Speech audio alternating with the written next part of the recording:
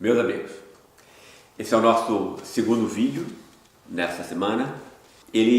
O assunto é extremamente importante, que são os novos vazamentos da Vaza Jato, sobre as conversas, especialmente as conversas de Moro, quanto no episódio no final de 2015 sobre a ida de Lula ao governo Dilma, né, que efetivamente iria ter, dada a popularidade, a capacidade política de Lula, seria uma intervenção importante num governo que estava sendo atacado por todos os lados, cercado por todos os lados, como o do governo Dilma no final de 2015. Para mim, esses vazamentos agora foram os mais importantes de todos. Quer dizer, claro que todos são importantes, que mostram sempre facetas desse golpe de Estado, mostra que esse golpítima não tem nada de ilegal, ele foi uma grande mentira armada contra a sociedade brasileira, obviamente contra o PT,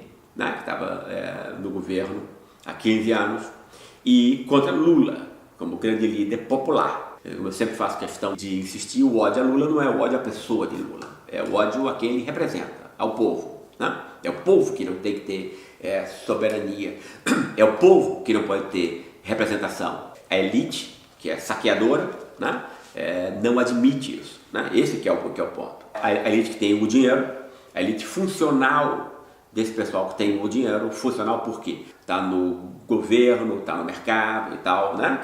Planejando, controlando, exercendo esse tipo de poder para os proprietários saquearem depois, e Moro faz parte dessa elite funcional. E ele se armou com a imprensa, né, que é a boca dessa elite do dinheiro, para quê? Para montar uma grande manipulação, um grande erro, uma grande confusão, um grande engano, né, uma grande fraude contra o STF, já que ele tinha... vamos só relembrar aqui no que a gente está tratando, o que foi mostrado.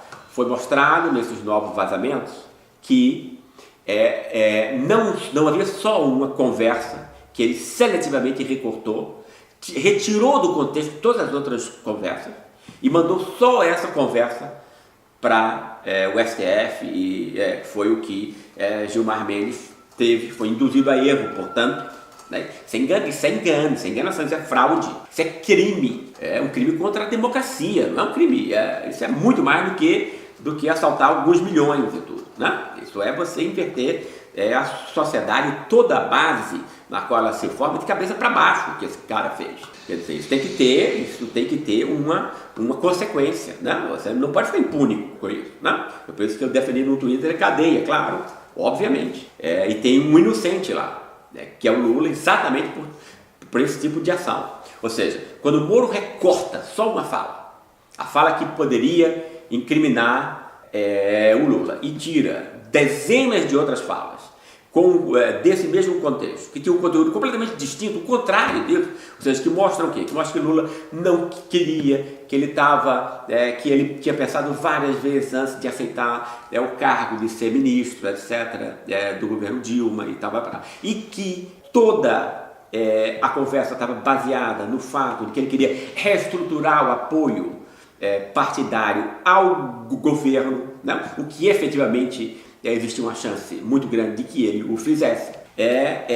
Moro retirou todas essas questões e pôs só a questão do interesse menor, ou seja, obscureceu o lado de Lula como estadista, como alguém preocupado, né, com a estabilidade política do país, etc., e pôs só o cara que estava querendo se safar de crimes, que depois supostos crimes, que depois a gente está vendo aqui que não houve nenhum, né? Não houve nenhuma prova, as provas foram construídas, etc. Ou seja, uma gigantesca fraude, uma gigantesca armação, cujo culpado é obviamente Moro, né? Claro que ele estava em conjunção com essa elite inteira e com essa imprensa, é por conta disso que há reação ainda hoje a punições severas contra o Moro. A imprensa não comprou isso porque ela está no meio. Ora, claro, ela é cúmplice, ela foi cúmplice, né?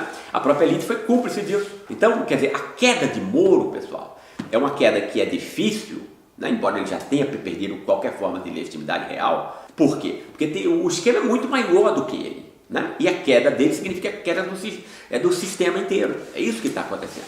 Obviamente, ninguém pode parar. Desde que você perca a confiança, e obviamente agora a gente tem os dados reais, a perda de credibilidade não pode ser refeita. Já aconteceu o mal, mas esse pessoal está ainda, obviamente, tentando aí, de algum modo, empurrar com a barriga, né? Como se o mundo não tivesse já mudado, né? E como se a impressão que a sociedade tem sobre esse golpe já não tivesse mudado de um modo importante, embora ainda isso não esteja sendo possibilitado o acesso para a maior parte de um modo simples, de um modo que ela compreenda, etc, etc. Então, isso é extremamente importante. Por quê? Porque Moro só serviu para uma única coisa: criminalizar Moro e a Lava Jato, criminalizar o PT e Lula, né? Esse foi o dado fundamental, né? E também isso mostra o quê? Isso torna a questão do Lula livre não mais uma coisa do PT. Isso aqui que é importante que a gente diga. Não é mais alguma coisa que tem a ver com Lula apenas, não é alguma coisa que tem a ver com o PT. O Lula livre é o centro, a demanda central da verdade, da restituição da verdade, da justiça e da democracia brasileira hoje em dia. Não pode haver nenhuma frente democrática, etc., contra o fascismo dessa família de patetas milicianos, né? Então, que não tenha como ponto central o Lula livre. Por quê? Porque o cara foi vítima escandalosa, né? Uma vítima de uma trama escandalosa e absurda, né? Manipulada de modo criminoso por Moro e a sua quadrilha no Ministério Público Federal, todo mundo sabendo o que estava acontecendo. Ninguém ali era inocente. Eu próprio que descrevi isso nesse livro aqui, no Elite do Atraso, eu até imaginava que havia algum grau ali, quer dizer, eu não imaginava que o grau de maldade e o grau de canalice tivesse chegado a esse ponto. Quer dizer, a gente está lidando aí com pessoas absolutamente desprovidas de espírito público. Não é só uma mistura de má intenção com uma leitura da realidade conservadora, como eu imaginava aí. Inclusive, é só canalice, né? Não teve nada de preocupação social, né? Foi uma armação de criminosos. E Lula ficou no centro dessa armação. E qualquer restabelecimento, portanto, de uma democracia atuante, de princípios que sejam gerais, que envolvam a todos, porque é isso, não tem como você perseguir o PT e achar que você vai ter uma democracia manca, né? Na democracia, na justiça moderna, a universalidade é o único princípio sagrado, né? Ou é para todos, ou não é para ninguém. Ponto. Né? Democracia significa isso.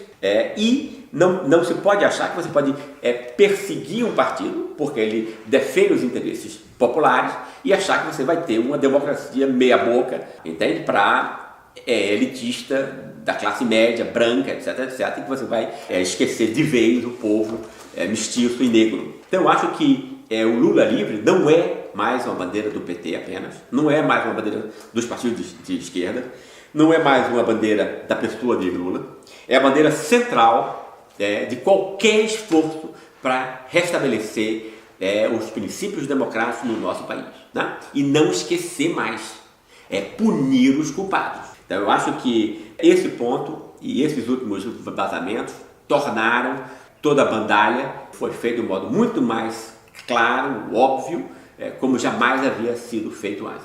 Daí a importância desses últimos vazamentos dessa semana e daí o fato de eu ter achado que iria ser muito importante a gente discutir isso também aqui no nosso canal.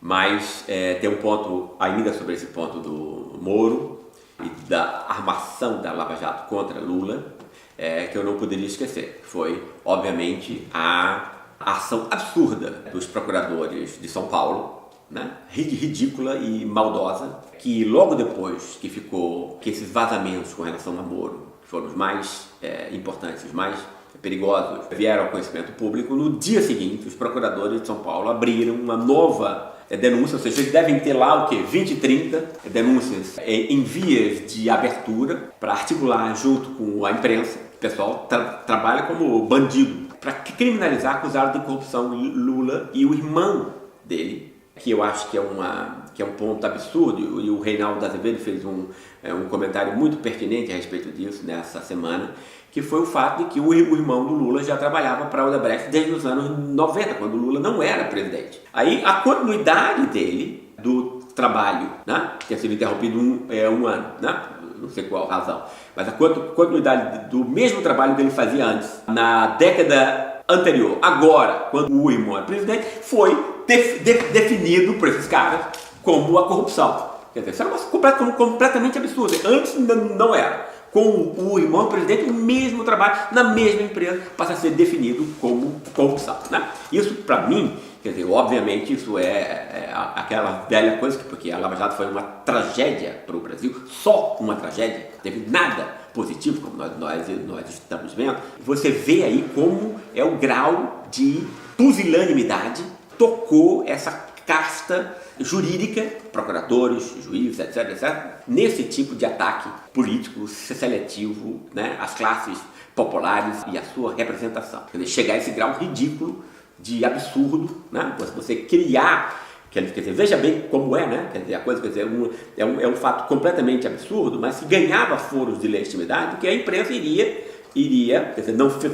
fez isso agora, porque não tem mais legitimidade, mas se fosse em outras épocas, isso iria ter repercussão enorme, né? De uma notícia seletiva, sem nenhuma base, usando o quê? Usando o carisma da justiça, pessoas sem a menor qualidade, bandidos, esses procuradores são bandidos, a gente tem criminosos no aparelho de Estado brasileiro, eles não estão defendendo aí o interesse público, né? Estão defendendo interesses partidários deles. Quer dizer, a gente nem sabe quais são as vantagens que esse pessoal está tendo para fazer esse tipo de coisa, mas de qualquer modo é uma bandidagem, não é isso?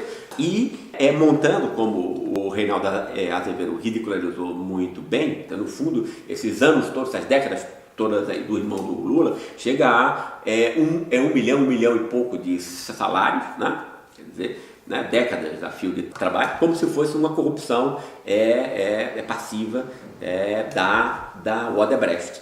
E isso quando os diretores que estavam envolvidos nisso, as quantias são de 70 milhões, 100 milhões, etc. Né? Aí, então você quer montar o cara que fosse o chefe do esquema inteiro com uma quantidade, por comparação, insignificante. Quer dizer, ou seja, todo o fato mostra não só o ridículo desse tipo de acusação, né, mas mostra também a pusilanimidade desses procuradores, né? Um dia depois, ou seja, para tentar mostrar, ele continuar ainda batendo na tecla da desonestidade, etc., se aproveitando aí de que tem muita gente na classe média que tem raiva, né, de qualquer forma de representação popular. Quer dizer, mesmo que não tenha nenhum fundamento, isso é comprado como se verdade fosse. Foi exatamente o que aconteceu na condenação do Lula, que era a Rede Globo, a imprensa inteira, durante vários anos atacando. Bem, fica essa lembrança que eu tinha esquecido, e um grande abraço e um ótimo final de semana.